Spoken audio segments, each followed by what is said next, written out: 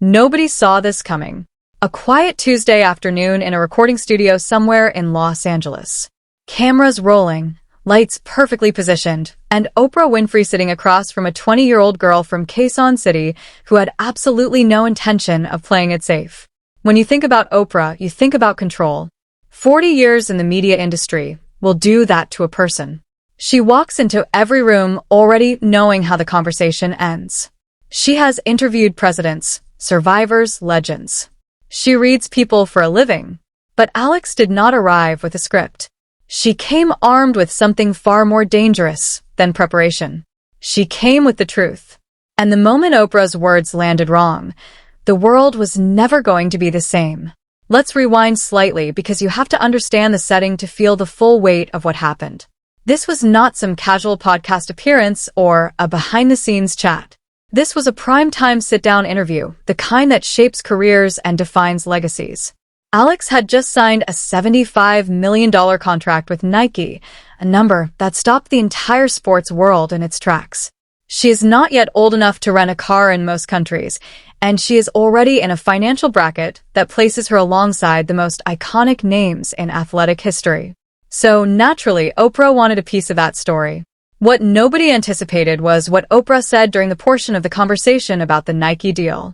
According to multiple people present inside that studio, Oprah raised the question of whether a player coming from a developing tennis nation like the Philippines should realistically be landing that level of financial commitment.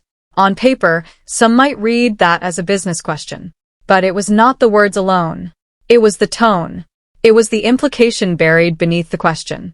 The unspoken suggestion that Alex's background should somehow be a footnote in her success story rather than the very foundation of it. People in that room described the energy shift as immediate, like the temperature dropped 10 degrees in under a second, and everyone held their breath waiting to see what Alex would do. Because here's the thing about Alex that casual fans sometimes overlook. She is not simply a tennis player. She has been shaped by Rafael Nadal, a man who transformed mental toughness into an art form. The Nadal Academy did not just build her forehand. It built her spine. So when Oprah delivered that question with that particular weight behind it, Alex did not flinch.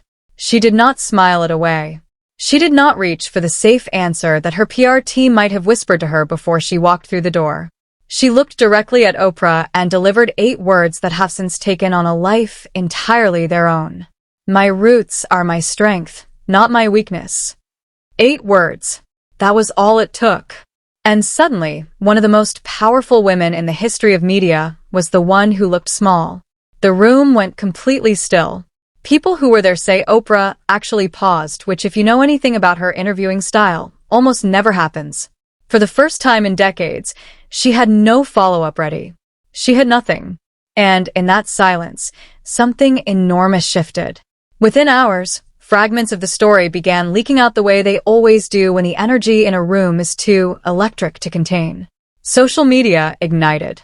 Filipino fans, tennis fans, sports fans who had never once watched a WTA match were suddenly locked onto every update. The hashtags arrived fast and hard.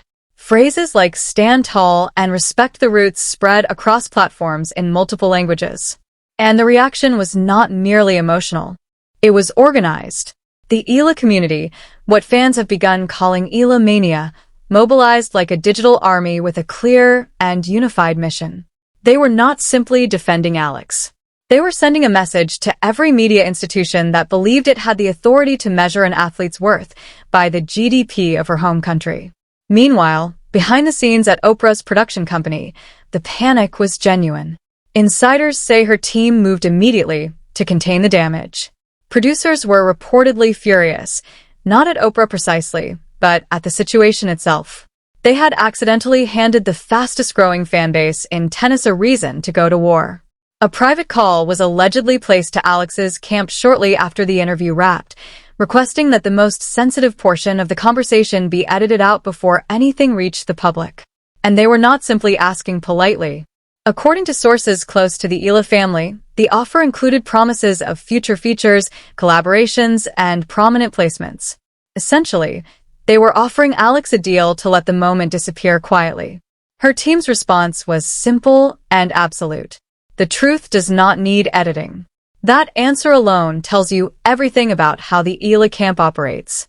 There was no negotiation, no back-channel compromise, no quiet agreement to make it all go away for the right price. They held the line, and that decision, to hold the line without hesitation, is what transformed a studio confrontation into a worldwide cultural moment. Because once it became clear that the footage was not going to be buried, Oprah's team pivoted into full damage control. Social media posts were quietly being adjusted. The framing of the interview online began to shift. But by then it was already far too late. Eala mania does not sleep, and they had already screenshotted everything. Then came the audio. A 45-second clip reportedly captured during an off-camera transition moment surfaced online despite every effort to keep it contained. In it, Oprah is allegedly heard asking a producer why the Philippines market is being given such prominent positioning in the global tennis conversation. Those words, in that context, hit the Filipino community like a thunderclap. This was no longer interpretation. This was no longer reading between the lines of a carefully constructed question. This was a behind-the-scenes moment of genuine dismissiveness caught on recording and now living permanently on the internet. The reaction was swift, and it was global. Filipino communities from Manila to Milan to the streets of Los Angeles united under a single banner. This was no longer about a tennis interview. This was about a pattern of Western media assuming the right to decide which stories from which places deserve to be told. Alex, to her immense credit, kept practicing. While the world was unraveling around her story, she was on the courts at Indian Wells preparing for her March 6th debut. Sources who watched her train that week said she was hitting harder than ever. Focused. Sharp. Like the controversy was not draining her at all. It was charging her. Then her father spoke. Mike Eala, a man known for his quiet dignity, had apparently reached a point where silence was no longer sufficient. A statement attributed to him began circulating, titled with words to the effect that their heritage is not a marketing gimmick. In it, he reportedly made clear that his daughter's $75 million contract was not dropped into her lap by a brand hunting for an exotic storyline. It was earned through years of relentless sacrifice at the Nadal Academy, through early mornings and brutal defeats, and the kind of discipline that does not care which country you come from. That statement broke something open emotionally. People who had been following the story analytically suddenly felt it personally, because Mike Eala was not speaking as a celebrity father protecting his daughter's brand. He was speaking as a father from Quezon City who had watched his child pour everything she had into a dream, and then watched a media icon question whether that dream was supposed to be worth as much as it was. The ripple effects moved quickly and spread widely.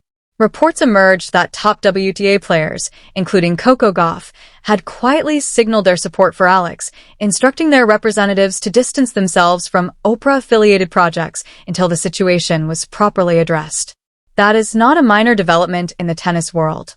That is the locker room speaking collectively without ever calling a press conference. Then came the Nike dimension, which honestly changes the entire financial calculus of this story. Because buried inside Alex's $75 million deal, according to industry insiders, is a clause granting Nike the authority to withdraw advertising and partnership funding from any major media platform that demonstrably damages Alex's reputation through cultural bias or racial insensitivity. Whether that clause ever gets activated is almost beside the point. Its existence alone sends a message. It means the brands standing behind Alex are not passive observers. They built protection directly into her contract. Oprah's team reportedly understood exactly what that meant for their advertising relationships, which is why the retreat accelerated so rapidly. Draft apologies were written and then rejected by the Eala camp, reportedly 3 separate times, before anything was considered even remotely acceptable. Each time, Alex's team said the same thing in different ways. This is not about protecting your brand. This is about acknowledging what actually happened. The 4th attempt was reportedly more genuine, more specific, more willing to name the actual issue rather than dance around it with corporate language about cultural sensitivity and learning opportunities. But by then, the conversation had moved well beyond apology territory for millions of people because something had already been constructed. Not just a controversy, not just a viral moment, a movement. The day before her Indian Wells debut, Alex walked off the practice court and did something no one anticipated. Instead of the usual post-practice wave or the standard photo with fans, she paused in front of the cameras, pointed to the Philippine flag stitched onto her uniform, and then touched her temple. No words, just that. And the internet lost its mind because everyone understood precisely what she meant. Everything I know, everything I am, comes from here and from here. Heritage and mind. Roots and intelligence. The gesture cost her nothing, but said everything that 20 press conferences could not. Rafael Nadal, watching from a distance, reportedly told someone close to him that Alex's 8-word response in that studio was worth more than any Grand Slam trophy. That is not a throwaway compliment from a man who has won 22 of them. That is a mentor recognizing that his student had accomplished something tennis alone could never do. She had walked into one of the most powerful rooms in American media and refused to make herself smaller for it. And she did it with such effortless grace that nobody could even frame it as confrontational. She simply told the truth. The Oprah scandal, as people are now calling it, ended up being about something far larger than one uncomfortable interview moment. It became a referendum on who holds the authority to define an athlete's value. Whether that definition can still be written from a position of cultural assumption and inherited media power, or whether the athlete herself, her family, her community, and yes, her 8 words, now hold that pen. Alex walked onto the Indian Wells court on March 6th, carrying all of that weight. Not as a burden, but as fuel. She was not playing for ranking points or prize money or sponsorship optics.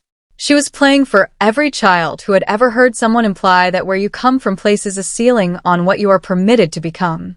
That is a different kind of motivation entirely. The kind that does not fade between sets. And if you watched her that day, you already know she looked completely unshakable.